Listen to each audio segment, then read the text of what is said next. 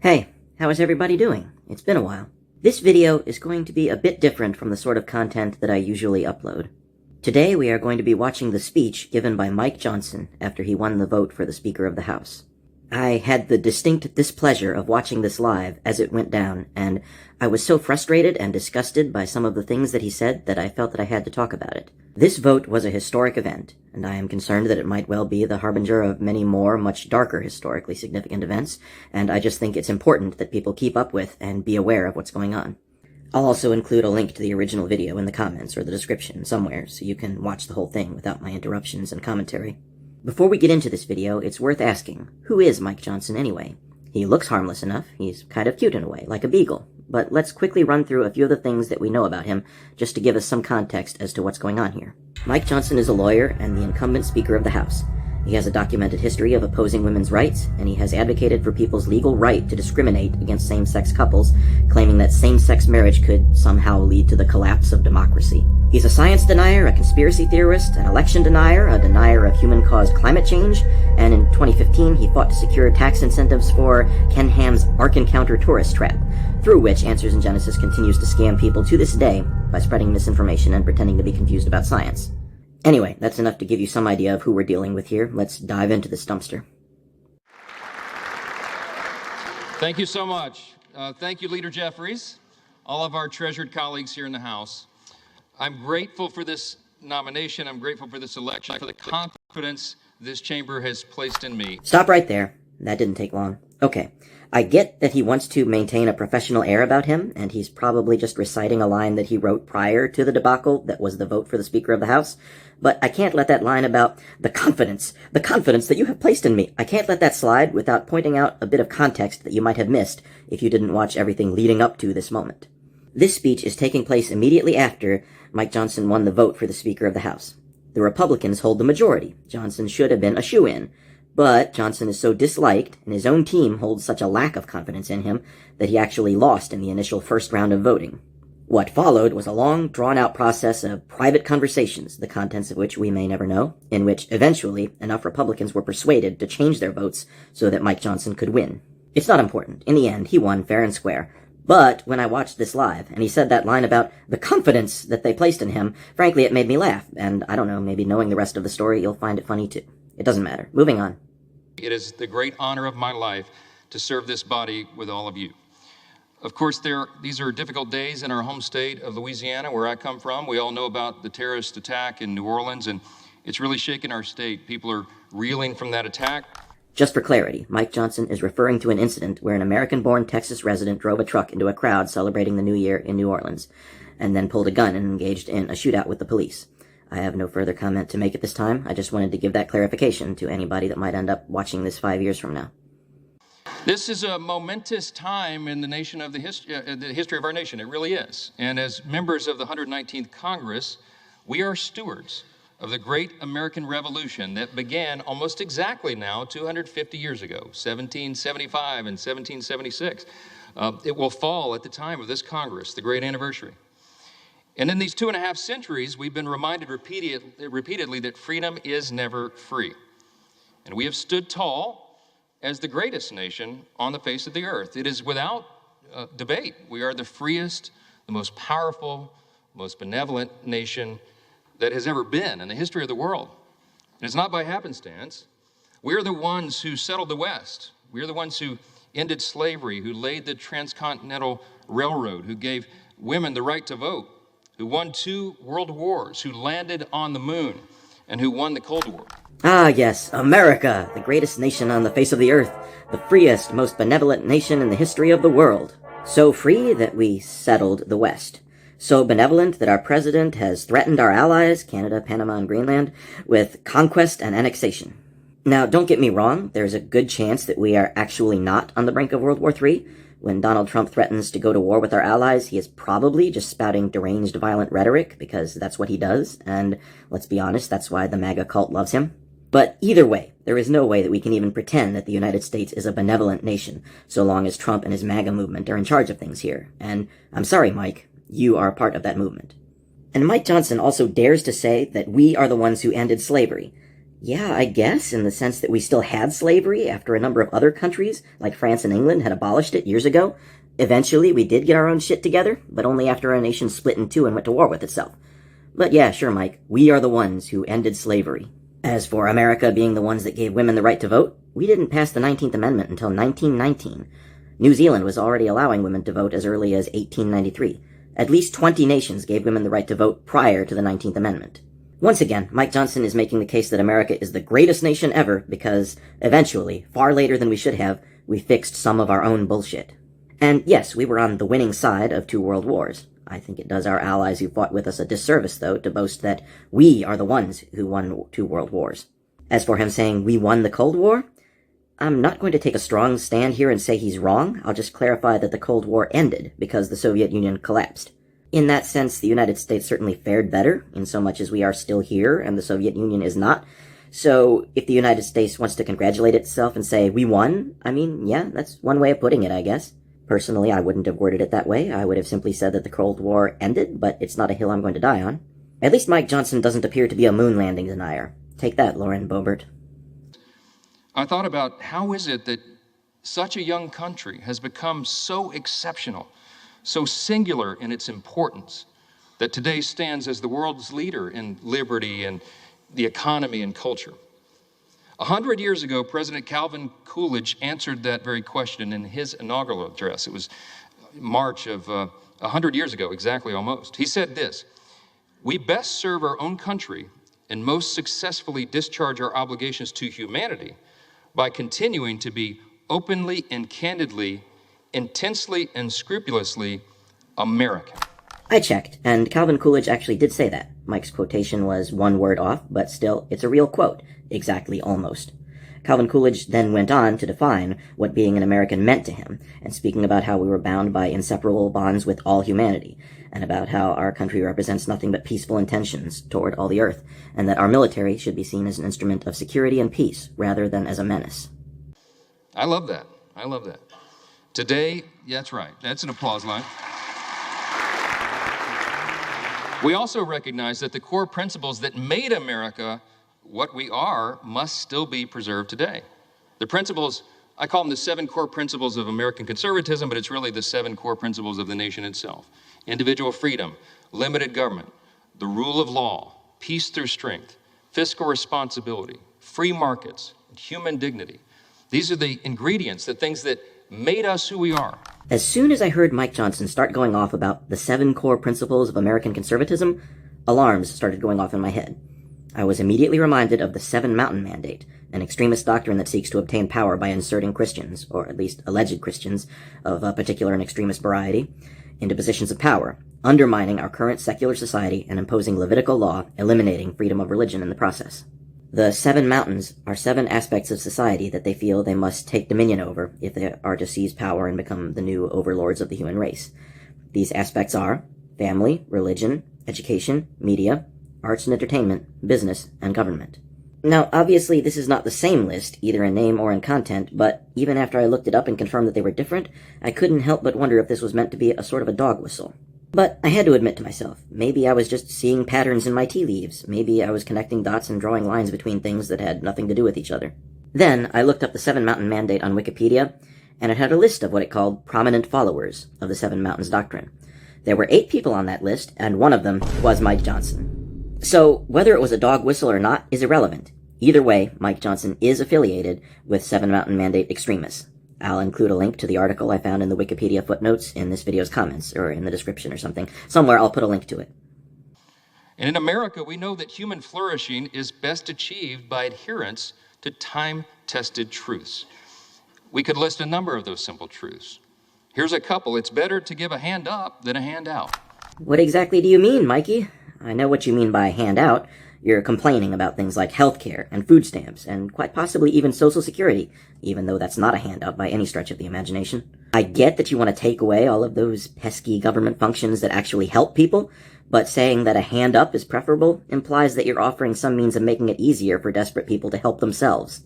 How exactly were you planning on doing that, Mikey? Are you going to raise the minimum wage, or try to keep prices down by opposing Trump's tariffs? Do you have a plan, or do you only have concepts of a plan? that innovation thrives when bureaucracy dies. On the surface, this sounds like a nice thought. Eliminate the bureaucracy. Push for a smaller government, less corruption, less control over our personal lives. Except that's not what the Trump administration wants. They want more corruption and more control over our personal lives. They want to eliminate our systems of checks and balances and our guardrails against corruption by consolidating as much power as possible into the hands of a small collection of Trump loyalists so that they can subvert the Constitution, eliminate freedom of religion, and rule over even more aspects of our personal lives. I can already hear people being like, "Oh, Legume, you're reading too much into it. You don't know if that's what he means." Well, we do know what they mean, because they told us. The conservative think tank, the Heritage Foundation, wrote down exactly what they had planned for us in Project 2025. We have Donald Trump on video thanking the Heritage Foundation, acknowledging that their Mandate for Leadership document was going to set the course for his next presidency, and almost everything that Trump has done since taking office has been straight out of the Project 2025 playbook. The masks are off. Project 2025 is happening right now in front of our faces, and it is an attempt to strip us of our constitutional rights, and it is an attempt to replace our democratic republic with a fascist dictatorship, as explained in their own mandate. Now we have Donald Trump joking, haha maybe, about running for a third term. I've raised a lot of money for the next race that I assume I can't use for myself, but I'm not 100% sure because I don't know. I think I'm not allowed to run again. I'm not sure. Am I allowed to run again, Mike? I better not get you involved in that argument. And we have an unelected oligarch retweeting Nazis and flat out calling for the end of democracy. They are dismantling and stripping government agencies of funding and staffing, leaving chaos and destruction in their wake, and hoping that after our democratic republic falls into ruins, a new Reich will rise from the ashes. I will include a link somewhere to another video I did where I was privileged to talk about Project 2025 with Lynn Darren. She is a lawyer, she has studied law, and she has done a lot of research into the stated goals of Project 2025, so that was a very enlightening discussion that I am very grateful to have had, and I would encourage all of you to watch it. Or if you've had your fill of talking vegetables, I would also recommend this video on Project 2025 by Holy Kool-Aid. He goes into some great detail as to who the creators of Project 2025 are, what the Mandate for Leadership says, and what is going to happen to our democracy if Donald Trump and his cronies succeed in implementing it. I would also recommend this video by Kat Abu. I hope I am pronouncing that right. It's somewhat about Project 2025, but more in the context of what Christian nationalists believe in on a more general scale, and how they are attempting to use Project 2025 to bring about their ultimate dystopian vision for the future. I will include links to both of those videos as well.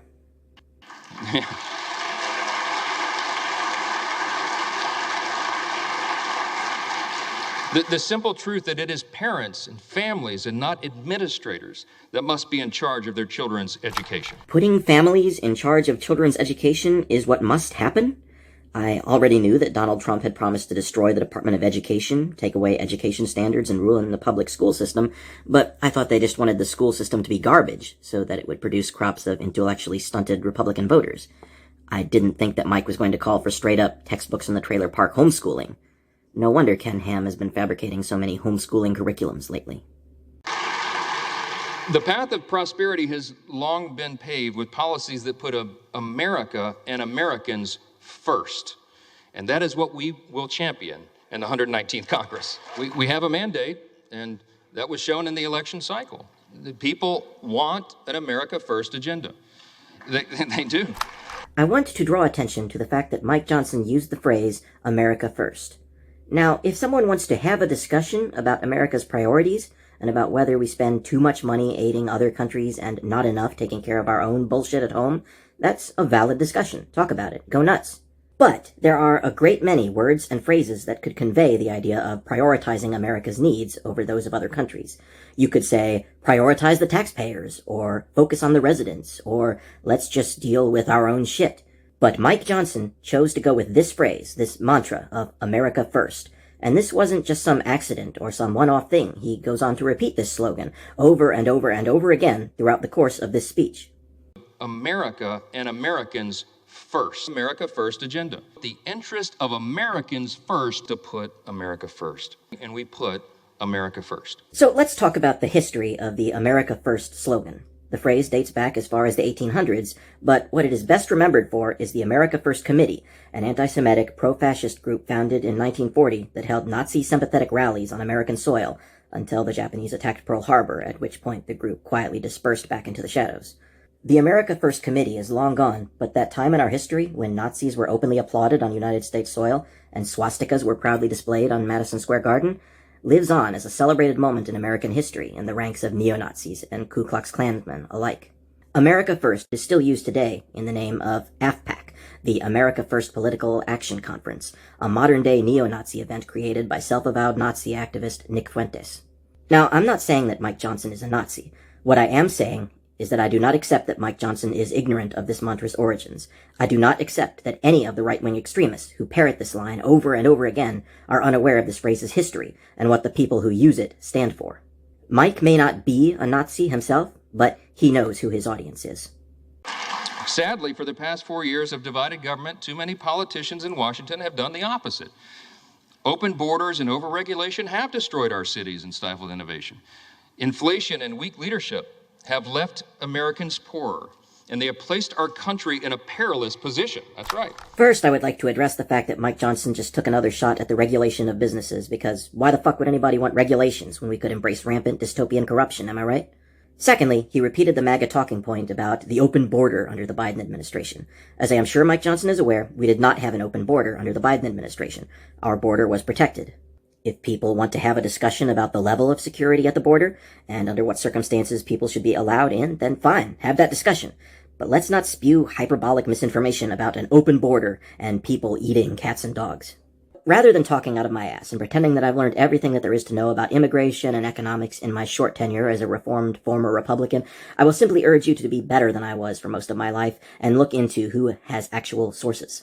If you are getting your news from someone who likes to show off a chart, but they can't tell you where the data on that chart came from, just that they are very proud of the fact that it doesn't match anybody else's data, or if their only source is a website that when you type it into a search bar doesn't actually exist, but a Google search reveals that the non-functioning link is featured in the description of a Twitter account that is quite open about the fact that they are a parody account, or if they quote an actual source, but when you check that source you find that they merely took half of a paragraph out of context in an effort to misrepresent the actual point that the source was making, or if they rely upon sources that are completely nameless, throwing around phrases such as everybody knows blah blah blah, or I have heard blah blah blah, or some very brilliant people have told me that blah blah blah, maybe consider that whoever you're getting your news from is not that well informed, or worse, is lying to you. Before we move on from the subject of immigration, just let me summarize my thoughts on the matter. Human rights are for everyone. Anyone who uses a pretense of concern about border security as a cover to justify racism and neo-Nazi rhetoric can get fucked. And that's it. I'm done. We will secure the border, we will deport dangerous, criminal, illegal aliens, and finally finish building the border wall.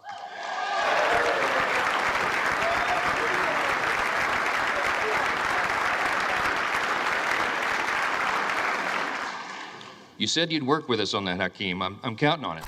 Don't get it twisted, Mike. House Minority Leader Hakeem Jeffries absolutely did not say that he would help with Trump's stupid wall project. What he said was that he wanted to secure our borders and fix our immigration system in a bipartisan manner. And we will work with anyone of any party to get that done. We will work with anyone to secure our borders, and we will work with anyone to fix our broken immigration system in a comprehensive and bipartisan manner. Nowhere in his speech did Jeffries say that he supported building the Great Wall of Donald. Nowhere in there did he suggest that the wall was anything more than the egomaniacal publicity stunt that it clearly is. Jeffries was expressing a hope that Republicans and Democrats could work together to find actual solutions to problems. And Mike Johnson, rather than accept that olive branch and offer suggestions about what sort of bipartisan solutions might be available to them, instead decided to double down on and attempt to rope Jeffries into some of that MAGA bullshit. As leaders of a nation with vast natural resources that God has blessed us with, it is our duty to restore America's energy dominance, and that's what we'll do. Here is a chart from the United States Energy Information Administration showing our energy production from 1950 to 2023. As you see, our energy production, including oil, was at a record high in 2023 when the most recent assessments were made. The Energy Information Administration also goes into detail on how the United States is currently producing more energy than it uses, and it confirms that we are currently second only to China in energy production, though we still have them beat in oil production. So if you have ever heard anyone say that our energy production suffered under the Biden administration, or that the only solution was to drill, baby, drill, bear in mind that our energy production has in fact reached record highs under Biden's leadership, and that we are already drill, baby, drilling more than ever before and more than anybody else in the world. If anybody tells you any different, I would just like to remind you about that little talk we had earlier about checking to see who can back up their claims with actual factual sources and who is just making assertions without providing citations. We have to apply common sense. We have to stop the attacks on liquefied natural gas, pass legislation to eliminate the Green New Deal, that funding.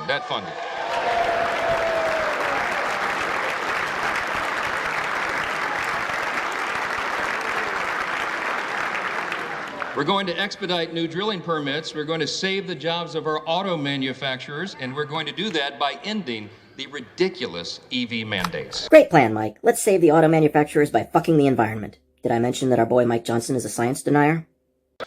The American people have called on us to reject business as usual and throw out the status quo. We must and we will heed their call.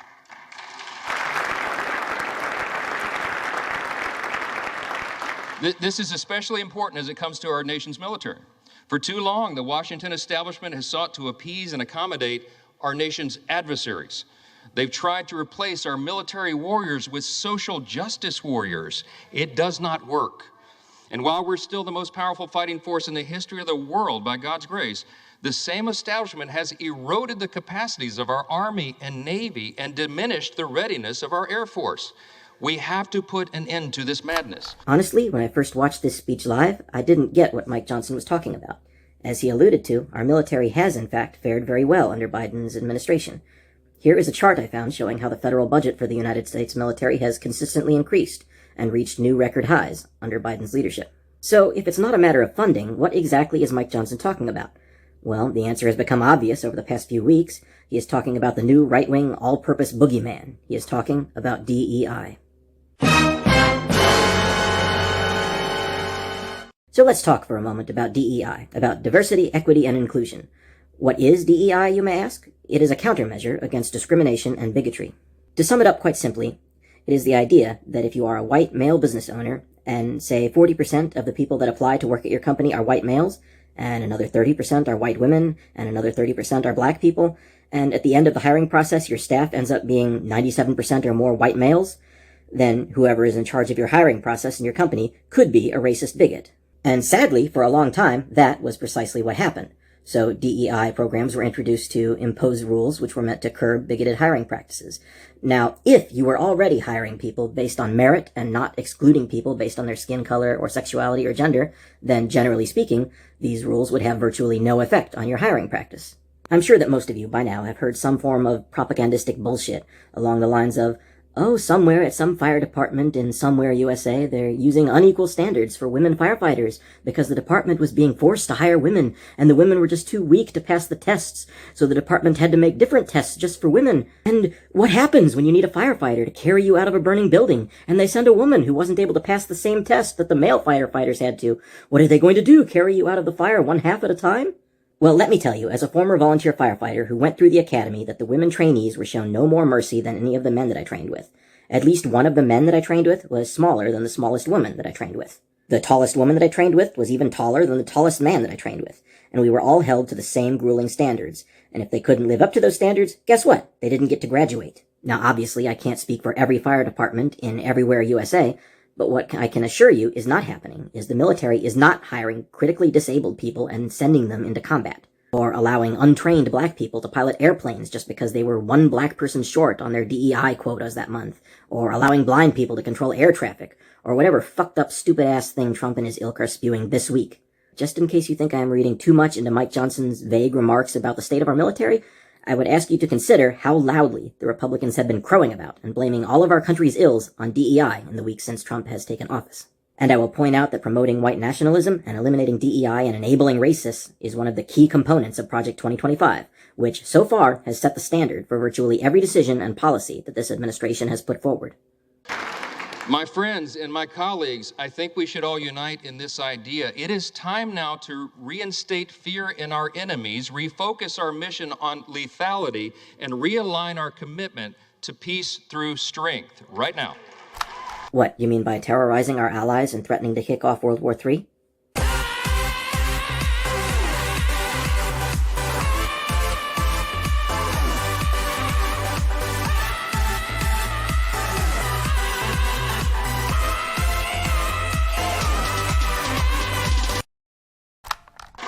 We have to prioritize the things that matter most. We have to make adequate investments in defense. This is the most dangerous moment since World War II. Yeah, it is dangerous, because you lot are in charge now. And everyone around the world is looking to America and looking to this body to ensure that we maintain the peace. When I first took this gavel, many of you heard me say that I don't believe in luck or consequence. I believe in the idea of providence. You don't believe in consequence. I guess that explains a lot about your behavior. And this morning, I participated with many of you early this morning in the 119th Congress Interfaith Prayer Service. It was held at St. Peter's Catholic Church. Many of you were there. It was an ecumenical service and a bipartisan service, which was great. My good friend Hakeem Jeffries began by reading with the Old Testament. He read out of Deuteronomy 10.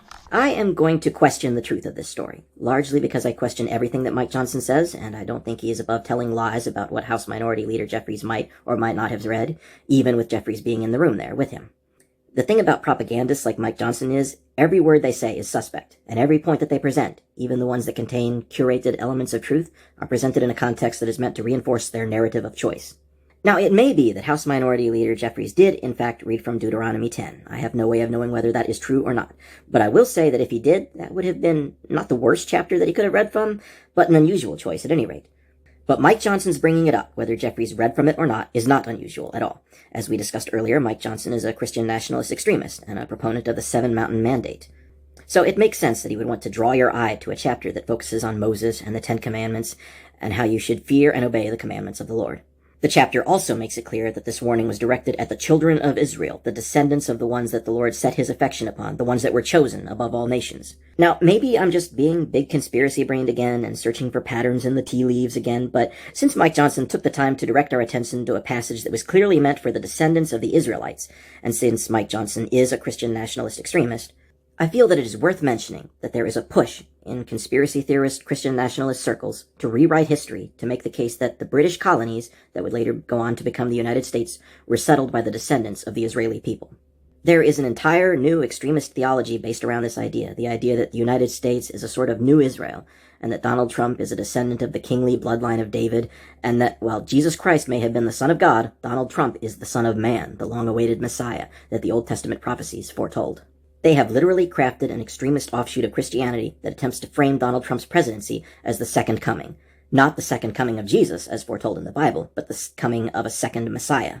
This idea is relatively fringe, even in Christian nationalist circles, but if you listen to some of the more prominent pastors in the Christian nationalist movement, more and more you can hear echoes of this "Donald Trump is our Messiah" rhetoric. Every signer of the Declaration of Independence were descendants of the tribes of Israel. We can trace it, we know it. So when the Pilgrims came over, there was a minister on the Mayflower, his name was Brewster. And he wrote down everything that happened. And it's so amazing. He wrote down the songs they sang on the way over. And he wrote down, we are going, he wrote a chorus, to New Israel, New Israel.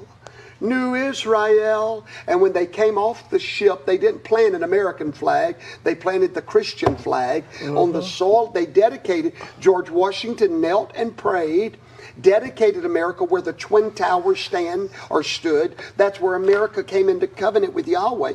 Yeshua was the Messiah of mankind, but Donald Trump is the Messiah of America. It will not go the way they want it because God's on his side. And he's called him his David. He said his anointed is appointed one. He said it more than once. He continually say it. I've had so many different prophetic words regarding your father. I felt then and believe even more so now that my life was saved for a reason. I was saved by God to make America great again. I can't say for sure whether Mike Johnson is a proponent of that particular branch of Christian nationalism or not. But this sort of messianic rhetoric about Donald Trump has gained a lot of traction in the same circles that Johnson tends to associate himself with. And seeing how he is a professional propagandist, and seeing how he brought up a passage that only pertains to the United States, if you have bought into this whole the British colonies were really Israelites conspiracy theory, well, I thought that made it worth mentioning. And then I was asked to provide a prayer for the nation. I offered one that is quite familiar to historians and probably many of us. It said right here in the program, it says right under my name, it is said each day of his 8 years of the presidency, and every day thereafter until his death, President Thomas Jefferson recited this prayer. I wanted to share it with you here at the end of my remarks, not as a prayer per se right now, but as really as a reminder of what our third president and the primary author of the Declaration of Independence thought was so important that it should be a daily recitation. Let me just read you that prayer. Mike Johnson is about to read something that is commonly in Christian nationalist circles referred to as the Jefferson Prayer, or Jefferson's Prayer for Peace, or some such moniker. This prayer is Christian nationalist propaganda, meant to deliberately deceive people into thinking that Thomas Jefferson was a Christian in an attempt to prop up the lie that the United States is and always has been a Christian nation. There is no document, no letter, no book, no scrap of evidence of any kind indicating that this prayer was ever recited by Thomas Jefferson, or that it was even contemporary to the time when he was alive. The first known record of this prayer dates to the year 1919, and it was used in the 1928 United States Book of Common Prayer. There exists no historical link connecting this prayer to Thomas Jefferson.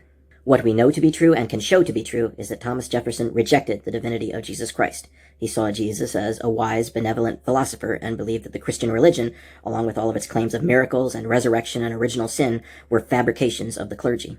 We know and can show that Thomas Jefferson did not recognize the divinity of Jesus, nor did he consider the United States to be a Christian nation. We know that he advocated for, quote, a wall of separation between church and state. And we know and can show that he did not wish for this wall of separation merely to keep the state from meddling in the affairs of the church, but to keep the church from meddling in the affairs of the state, as a means of ensuring freedom of religion for all people of all religions. These are unambiguous known facts. Anybody you have ever heard saying otherwise has either been lied to or is themselves lying. I find it difficult to accept that someone as educated and as deeply embroiled in the effort to dismantle our freedom of religion as Mike Johnson has somehow come this far while remaining unaware of these facts. I find it difficult to accept that he is sincerely mistaken here. I find it much more likely, this is just my opinion, mind, that he is attempting to deliberately deceive people and attempting to obscure the secular heritage of the United States government by spreading Christian nationalist, dominionist propaganda. That's all the commentary I have, so take us home, Mike. It goes like this. Thomas Jefferson's Prayer for the Nation, it's entitled. Almighty God, who has given us this good land for our heritage, we humbly beseech thee, that we may always prove ourselves a people mindful of thy favor and glad to do thy will. Bless our land with honorable ministry, sound learning, and pure manners. Save us from violence, discord, and confusion, from pride and arrogance, and from every evil way. Defend our liberties and fashion into one united people the multitude brought hither out of many kindreds and tongues.